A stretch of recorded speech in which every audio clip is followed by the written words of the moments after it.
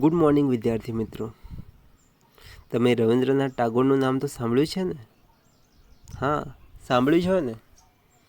કારણ કે આપણા રાષ્ટ્રગીત જનગણ મનની રચના એમણે કરેલી છે.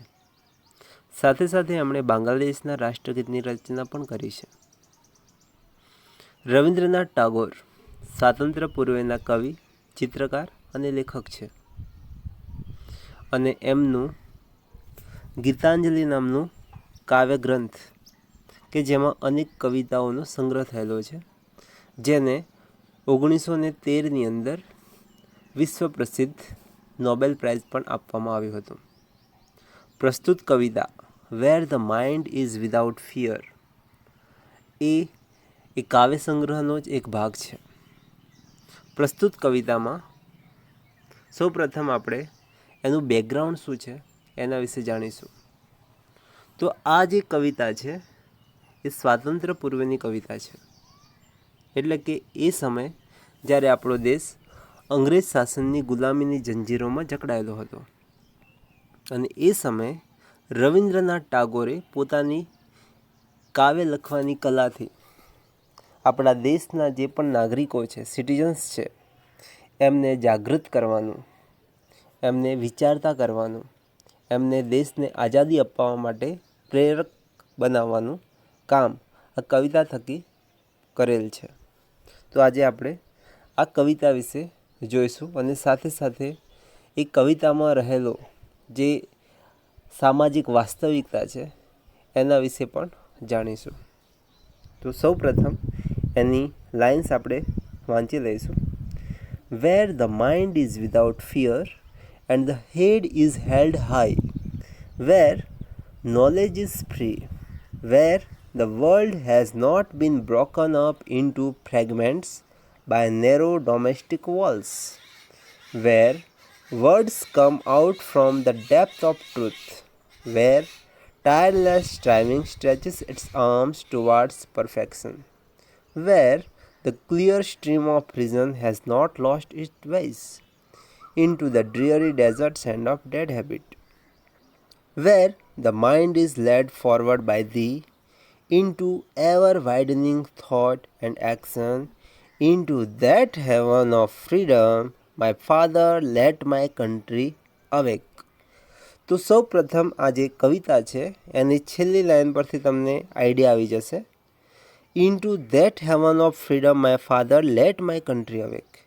It means આ કવિતા છે એની અંદર કવિ રવિન્દ્રનાથ ટાગોરની એક પ્રાર્થના છે. એ પ્રાર્થના છે માય ફાધર એટલે કે ગોડ, આપણા પરમાત્મા પ્રભુને પ્રાર્થના છે. અને એ પણ એવી પ્રાર્થના heaven of freedom, it means કે આઝાદી પછીની દેશની કલ્પના કેવી હોઈ શકે એ પ્રકારની કલ્પના આ કવિતામાં કવિ રવિન્દ્રનાથ ટાગોરે કરી છે. સૌપ્રથમ ટાઇટલ જોઈશું, where the mind is without fear. તો કવિ એ પ્રકારના દેશની કલ્પના કરી રહ્યા છે કે જ્યાં મન કોઈ પણ પ્રકારના ડર વિનાનું હોય. Where the mind is without fear, the mind means તમારું મન, વિધાઉટ ફિયર કોઈ પણ પ્રકારના ડર વગર જીવતું હોય. ઓકે, એટલે કે ત્યાં ફ્રીડમ છે, સ્વતંત્રતા છે, દરેક પ્રકારની સ્વતંત્રતા ત્યાં જોવા મળશે કે જ્યાં દેશ આઝાદ થયેલો છે. Where the mind is without fear and the head is held high, where knowledge is free. અહીંયા ત્યારના સમયની વાસ્તવિકતાના દર્શન આપણને જોવા મળે છે. The head is held high. સમાજની અંદર જુદા જુદા ભાગો હતા. અમુક સમાજના લોકોને વધુ પ્રકારના હકો અને અધિકારો પ્રાપ્ત હતા, જ્યારે અમુક પ્રકારના લોકોને અમુક હકોથી વંચિત રાખવામાં આવતા હતા. એટલે કવિ એવા દેશની, એવા કન્ટ્રીની કલ્પના કરે છે કે જ્યાં કોઈ પણ પ્રકારનો ડર નથી. And the head is held high, જ્યાં તમારું મસ્તક ક્યારે નમતું નથી. એટલે કે તમે ઓલવેઝ તમારું મસ્તક ઊંચું રાખીને, ખડું રાખીને ગમે ત્યાં પોતાના લાગણીઓ, તમારા એક્સપ્રેશન રજૂ કરી શકો છો. વેર નોલેજ ઇઝ ફ્રી, જ્યાં કોઈ પણ પ્રકારના બંધનો નથી, જ્યાં તમે ઓપનલી દરેક પ્રકારનું જ્ઞાન મેળવી શકો છો. તમને ખબર હશે કે અમુક જે સામાજિક પરિસ્થિતિ હતી, અંધકાર યુગ જેને કહી શકાય, એ સમય દરમિયાન અમુક લોકોને શિક્ષણના અધિકારથી વંચિત રાખવામાં આવતા હતા. પરંતુ આ જે સ્વતંત્ર દેશ હશે એની અંદર નોલેજ ઇઝ ફ્રી. દરેક પ્રકારનું નોલેજ લેવા માટે તમે ફ્રી છો, તમને અધિકાર મળેલો છે. Where the world has not been broken up into fragments. Fragments એટલે નાના નાના ટુકડાઓ. By narrow domestic walls. Domestic એટલે જે સમાજે પોતાની વોલ્સ એટલે કે દિવાલો રચેલી છે. તો જે નેરો એટલે સાંકડી, જેને કહેવાય પોતાની સ્વાર્થ ખાતર જેની રચના થયેલી છે એવી ડોમેસ્ટિક વોલ્સ. તો કવિ એવા દેશની કલ્પના કરે છે, એવા વર્લ્ડની, વિશ્વની કલ્પના કરે છે કે જ્યાં સમાજ નાના નાના ટુકડાઓમાં પોતાના સ્વાર્થ ભરેલા આ નાના નાના જે ટુકડાઓ છે, ભાગલાઓ છે, તો એ બધા જ્યાં નહીં હોય. Where words come out from the depth of truth. Where words come out from the depth of truth. Truth એટલે સત્ય. જ્યાં કોઈ પણ શબ્દો છે, જ્યાં કોઈ પણ વિચારો છે, એકદમ વાસ્તવિકતા જે સત્ય છે એના ઊંડાણમાંથી પ્રસરેલા હશે. વેર ટાયરલેસ સ્ટ્રાઇવિંગ સ્ટ્રેચિસ ઇટ્સ આર્મ્સ ટુવાર્ડ્સ પરફેક્શન. ટાયરલેસ, ટાયરસમ એટલે કે જ્યાં તમને કંટાળો આવે છે, તમને જ્યાં થાક લાગે છે એને ટાયરસમ કહેવાય, અને એનો વિરોધી શબ્દ છે ટાયરલેસ. વેર ટાયરલેસ સ્ટ્રાઇવિંગ. સ્ટ્રાઇવિંગ એટલે પ્રયત્નો. સ્ટ્રેચિસ એટલે ફેલાવવું. ઇટ્સ આર્મ્સ ટુવાર્ડ્સ પરફેક્શન કે જ્યાં એવું વિશ્વ હશે કે જ્યાં બધા જ લોકો પોતાના દેશને મહાન બનાવવા માટે પોતાના દરેકે દરેક બનતા પ્રયત્નો કરશે, અને એ પણ ટાયરલેસ, થાક્યા વિના પોતાના દેશને પરફેક્શન તરફ, સંપૂર્ણતા તરફ લઈ જવા માટે પ્રયત્નો કરશે. Where the clear stream of reason has not lost its way into the dreary desert sand of dead habit. સૌપ્રથમ આપણે ડેડ હેબિટ એટલે શું એના વિશે જાણીશું. તો જે ડેડ હેબિટ છે એ એવી વસ્તુ છે કે જે ભૂતકાળથી અત્યાર સુધી ચાલી આવે છે. એટલે કે સમાજની અંદર તમે જોશો કે અમુક લોકોની વિચારસરણી અમુક લોકો પ્રત્યેની કેવી છે, તો એ સતત ચાલી આવે છે. કેવો વ્યવહાર કરવો, કઈ રીતે બીજાની સામે વર્તન કરવું, એ બધી જે ભૂતકાળથી અત્યાર સુધી ચાલી આવતી જે ઘટનાઓ છે એ હવે નવા જે દેશની અંદર જોવા મળશે નહીં.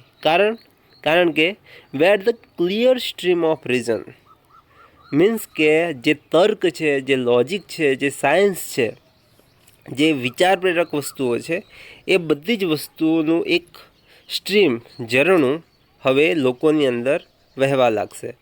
Has not lost its ways, અને એ પણ અવિરતપણે આગળ વધશે.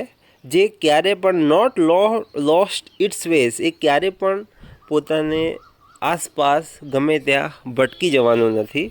Into the dreary desert. Dreary desert એટલે એવી વસ્તુ, તમને આ એક પ્રકારનું રૂપક છે. ડેઝર્ટ એટલે એવી વસ્તુ કે જ્યાં કંઈ જ ઉપજતું નથી, જ્યાં કંઈ જ વસ્તુ સારી હોતી નથી, ફક્ત રેત જ હોય છે. અને ડ્રીયરી એટલે શુષ્ક.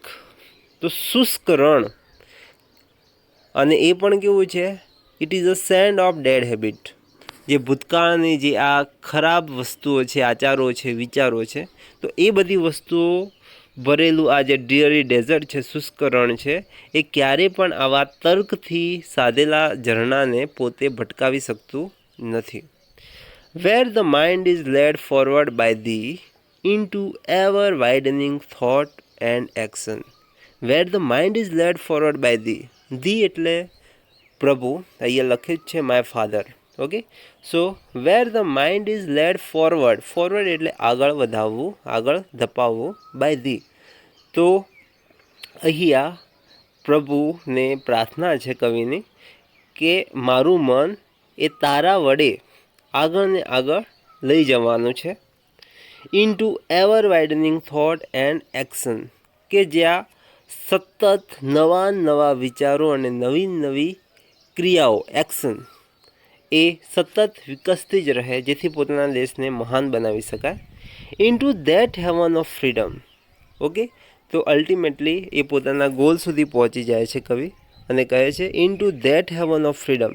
તો મારા જે નાગરિકો છે, સિટીઝન્સ છે, એને તું એ સ્વર્ગ, અને સ્વર્ગ કયું છે? સ્વતંત્રતાનું. તો મારા જે નાગરિકો છે તેમને તું એ સ્વર્ગમાં, એ સ્વતંત્રતાના સ્વર્ગમાં લઈ જા. My father let my country awake. હવે બહુ થઈ ગયું છે. હવે મારા જે નાગરિકો છે એમને પોતે સ્વતંત્ર બનવા માટે, અથવા તો સ્વતંત્રતા કોને કહેવાય એ પ્રકારની સભાનતા, એમની જાગૃતિ લાવવા માટે તું કંઈક કર. તો આ પ્રકારની રચના કવિ રવીન્દ્રનાથ ટાગોરે અહીંયા બતાવી છે. Okay, thank you.